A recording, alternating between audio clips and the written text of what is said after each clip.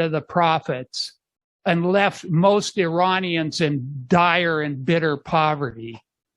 Following World War II in the late 1940s and early 1950s, a mass nationalist movement arose headed by then Prime Minister Mohammad Mossadegh, and it nationalized the Iranian oil industry, took control of it in order to use it to develop Iran's industry and so on and so forth.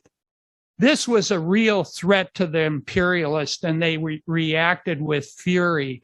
The CIA organized a coup backed by the British, which in 1953 violently overthrew Mossadegh, crushed this movement that had arisen, put a fascist monarch, the Shah of Iran, Reza Pahlavi, on the throne and consolidated the U.S.'s hold on this strategically very critical country.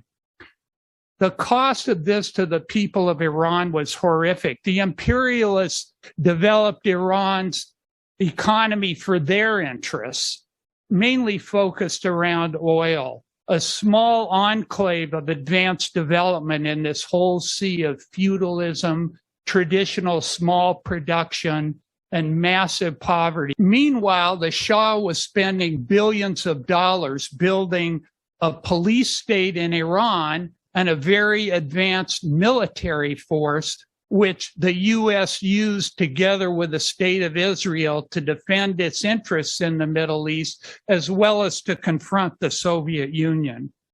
During these 25 years the Shah reigned, thousands and thousands were jailed, tortured, murdered. When I was there, people told me stories of whole families being decimated by the hated secret police trained by the U.S., the Savak, or stories of parents being tortured in front of their children.